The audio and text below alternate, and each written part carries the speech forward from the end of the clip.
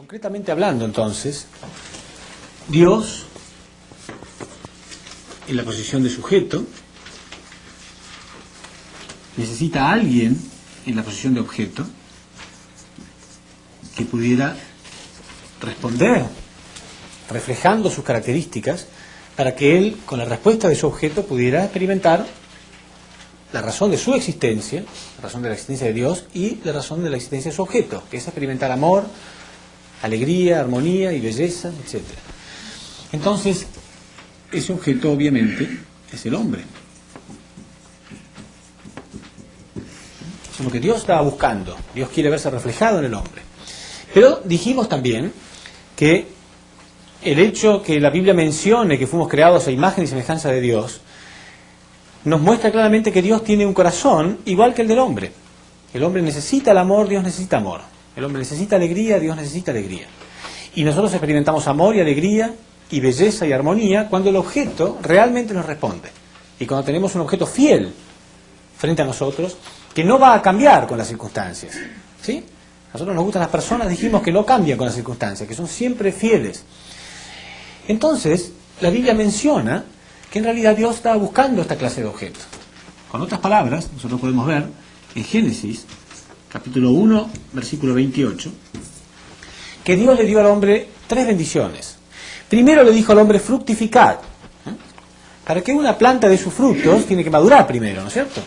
Entonces el hecho de que el hombre dé sus frutos, fructificad, significa que el hombre debería madurar primero, debería crecer. Estamos diciendo que Dios quiere verse reflejado en el hombre. Pero ¿qué es lo que Dios quiere ver reflejado en el hombre? ¿Cuáles son las características que dijimos que Dios tenía? Primero dijimos que Dios tenía carácter interno y forma externa, ¿verdad? Después dijimos que Dios tenía masculinidad y feminidad. Bueno, en la primera bendición, Dios quiere ver reflejado esta primera característica, carácter interno y forma externa. Por eso crea al hombre con un carácter interno, que es su mente, y una forma externa, dijimos, que es su cuerpo. A través de la relación de la mente y el cuerpo del hombre, Dios refleja la relación que existe dentro de sí mismo entre su carácter interno y su forma externa. Cuando el hombre tiene perfecta armonía entre su mente y su cuerpo, y esa armonía está unida a la voluntad de Dios, Dios se ve reflejado en este hombre. Dios experimenta alegría con esta clase de personas. Esta es una persona ideal. Esta persona ideal es solamente aquella persona que puede reflejar las características de Dios. Esta es la clase de persona a la que se refiere la Biblia, 1 Corintios 3:16, cuando dice que es el templo de Dios. Esta persona es el templo de Dios. Dios mora dentro de esta persona, refleja las características de esta persona. Esta persona es uno con Dios. Jesús llegó a ser esta clase de persona. Es la única persona en la historia que había alcanzado esta clase de nivel espiritual. Por eso Él tuvo la autoridad de decir: el que me ve a mí, ve a Dios. Y aquel día comprenderéis que el Padre está en mí y yo estoy en el Padre. Esta clase de persona no puede hacer nada que lastime a Dios. No puede pecar, porque Dios mora dentro de él. Él siente la alegría o la tristeza de Dios como propias. Bueno, el hombre que logra una perfecta conexión de mente con Dios. Por eso Jesús decía que el primer mandamiento es amar a Dios con toda nuestra mente, con todo nuestro corazón, con toda nuestra alma. Entonces estamos conectados de mente a la voluntad de Dios. Entendemos y respetamos sus leyes y sus principios. Y además una perfecta armonía con el cuerpo. Esta persona tiene disciplina. No es el cuerpo el que lo lleva, el que dirige su vida, sino que es la mente el que dirige el cuerpo. Hoy en día vemos muchísimas personas que no comprenden la voluntad de Dios, no conocen las leyes y los principios de Dios, y su cuerpo está guiando constantemente el destino de esa persona. Tiene vicios, ¿no? Tiene deseos carnales, ¿no? Y su mente sufre constantemente los ataques de los deseos de su cuerpo. Sin embargo, esta clase de persona tiene una perfecta armonía entre mente y cuerpo centralizados en la voluntad de Dios. Por eso Dios le dio al hombre esta primera bendición: crecer. Claro, Dios, repito, está buscando un objeto perfecto, igual a Él, incambiable. Si esta persona tiene un perfecto dominio de su cuerpo, ¿puede cambiar el ideal que él tiene en su vida?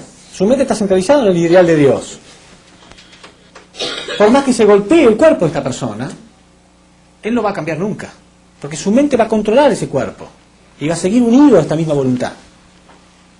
Todos los grandes hombres de la historia han sufrido torturas, persecución, sin embargo su ideal no ha cambiado. Si había una persona con el potencial de ser un gran hombre en la historia, pero en la primera tortura o persecución él cambió, no está en la historia. No pasó a estar en la historia, fue olvidado. Pero los grandes hombres de la historia fueron personas que han logrado superar todo tipo de persecución o dolor, porque han tenido dominio en la mente y el cuerpo. Pero el más grande de todos los hombres es aquel que tiene esta armonía centralizada en la voluntad de Dios.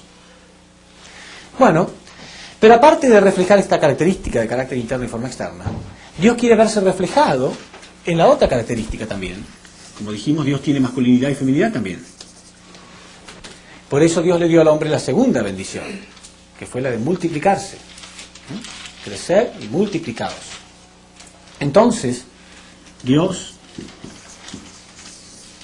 una vez que este hombre llega a la perfección, acá, hombre perfecto, este hombre llega a ser uno con Dios.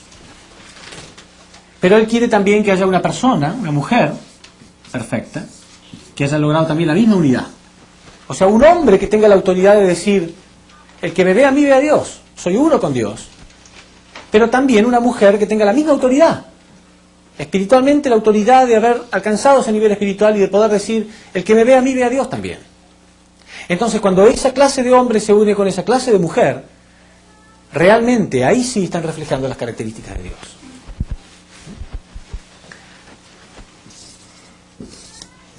Cuando este hombre y esta mujer se unen, ellos tienen naturalmente hijos que reflejan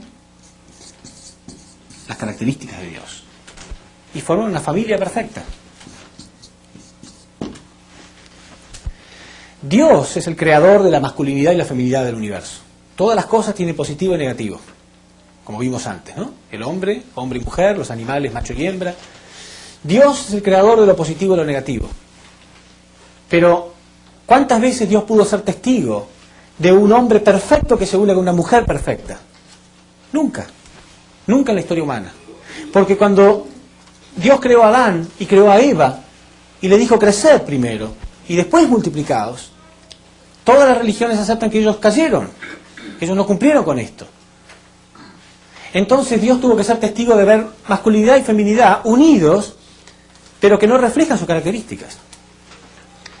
¿Qué puede sentir un artista si sabe que su interior tiene mucha belleza y cuando él transporta o da estas características a su obra, la obra le sale mal y él se ve reflejado en una obra que no es linda? ¿Siente alegría igual? Cada vez que ve esa obra siente vergüenza, siente tristeza. Y si obligamos a ese artista a ver su obra cada día, constantemente, él siente más y más frustración, porque no se ve reflejado. Entonces, cada vez que un hombre y una mujer en este mundo se unen, ¿están realmente dando alegría a Dios? ¿Qué persona tiene autoridad verdadera para decirle que me ve a mí, ve a Dios? Yo soy uno con Dios. Entonces, el ideal de Dios era esto: encontrar un objeto que refleje sus características. ¿Puede este objeto ser simplemente un hombre nada más? No, porque un hombre tiene carácter interno y forma externa, pero no feminidad. Una mujer tampoco, porque tiene carácter interno y forma externa también, pero no tiene masculinidad. Pero cuando un hombre y una mujer se unen después de haber llegado a la perfección, entonces todas las características de Dios están unidas. Carácter interno, forma externa, masculinidad y feminidad, todas. Entonces ese objeto perfecto de Dios no puede ser simplemente un hombre, no puede ser una mujer. ¿Qué puede ser entonces? Solamente una familia. La familia es el objeto perfecto, porque la familia sí, tiene todas las características. Carácter interno, repito, forma externa, masculino y femenino, todo junto. Entonces ese era el ideal de Dios, la familia perfecta. Cuando nosotros pensamos en realidad las características de un hombre ideal, es la persona que tiene un corazón ideal, o sea, que tiene capacidad de amar al prójimo de amar a las cosas de la creación, de amarlo todo como Dios lo ama. Pero si nosotros analizamos el corazón del hombre, nos damos cuenta que tiene 4 dimensiones. Hay 4 dimensiones en el corazón del hombre. 4 dimensiones que el hombre debe desarrollar para llegar a ser perfecto. Primero, nosotros debemos lograr la identidad de ser los hijos de Dios, la relación perfecta de corazón con la fuente del amor, que es Dios. Es la primera de todas. Por eso, ¿no?, las religiones enseñan a amar a Dios por sobre todas las cosas, porque es la fuente del amor. Entonces, ese es el corazón de hijo perfecto. El corazón filial. Una vez que uno se une con la fuente de corazón, que es Dios, y aprende a amar a Dios por sobre todas las cosas, con una unidad absoluta con Dios, naturalmente él puede aprender a amar al prójimo, como sus propios hermanos. Es el amor fraternal. Sus propios hermanos. Entre sus hermanos, él va a encontrar al que va a ser su futuro cónyuge. ¿Sí? Y así, entonces, en tercera posición, tiene su esposo o esposa. Aprende el amor conyugal. Y después va a tener sus propios hijos. El amor paternal. ¿Se entiende? Entonces son las 4 direcciones. Esta clase de amores pueden ser perfectos, deben ser perfectos, pero son diferentes. El amor que siento por un hermano no es el mismo amor que siento por mi esposa o por un hijo. Entonces el corazón del hombre desarrolla esas 4 dimensiones. Debe ser desarrollado en esas 4 dimensiones. Primero, amar a Dios por sobre todas las cosas. Si amo a Dios, como consecuencia de ese amor, yo amo al prójimo. Porque es un hijo de Dios, porque es un reflejo de Dios. Recién cuando aprendí a amar al prójimo perfectamente, cuando puedo amar realmente a cualquier persona, recién yo tengo derecho a elegir entre esa persona, la persona a la que yo puedo amar como mi esposa. Pero primero tengo que tener esta clase de corazón. Y después, entre mi corazón y el corazón de mi esposa, yo puedo desarrollar el corazón de padre. Y ahí puedo ser un padre perfecto, si no, no. Si un hombre no desarrolló primero la primera bendición, no puede ser un buen padre, no puede ser una buena madre. No puede. Entonces, la primera bendición no es un capricho de Dios. Dios sabe. La primera bendición es esta, corazón relacionado con Dios, perfectamente primero. Después, entonces, se puede desarrollar el corazón de padre. Entonces, estas 4 clases de dimensiones, ¿dónde se pueden aprender? ¿Dónde puedo aprender yo a desarrollar estas 4 clases? De amar a Dios, de amar a mis hermanos, de amar a mi esposa, a mis hijos, en la familia. Solamente la familia. La familia es la escuela del amor. Quiere decir que esta institución, la familia perfecta, no es un invento del hombre. Es el lugar que Dios creó para que realmente el hombre pueda llegar a la perfección. Primero la perfección individual en relación con Dios, pero después la perfección en todo sentido, en las 4 dimensiones del corazón.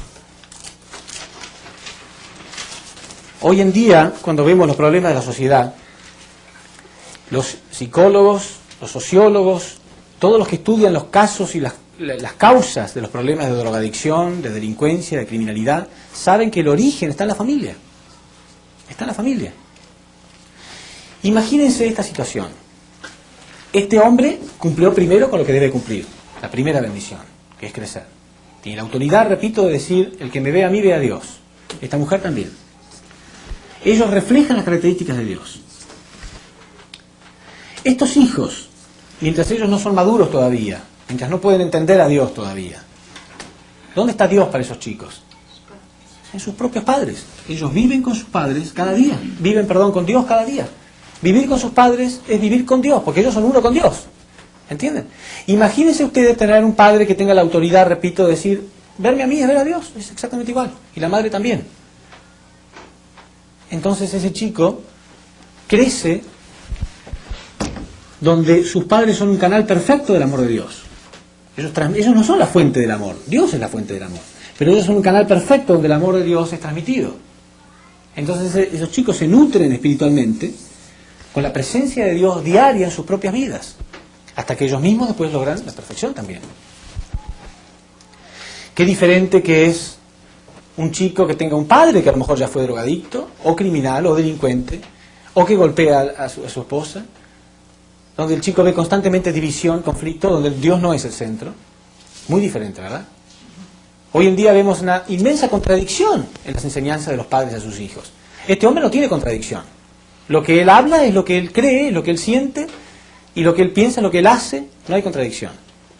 Pero ¿cuántas veces hemos visto en la sociedad un padre que sabemos que podría golpear a su hijo si lo ve fumando, que está bien, que no quiera que fume, pero él fuma? O se enoja cuando el chico dice malas palabras, pero él las dice. O se enoja cuando el hijo le pega a la hermanita, pero él le pega a su esposa. ¿Sí o no? Los chicos nunca hacen lo que el padre dice. Los chicos hacen lo que ven en el padre.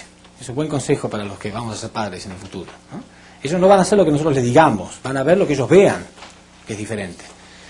Entonces, si ven padres llenos de contradicción, no está Dios presente, no podemos culparlo de que sea delincuente después. Entonces, la primera familia era fundamental. Dios tenía planeado primero el primer individuo que sea perfecto, Adán. La primera mujer que sea perfecta, Eva. Y después recién formar esta familia, porque iba a ser la primera. Es la base. Después, como extensión de esta familia, iba a venir una sociedad perfecta, nación perfecta, un mundo perfecto. Y eso es lo que Jesús llamaba el reino de los cielos. Eso sería el reino de los cielos.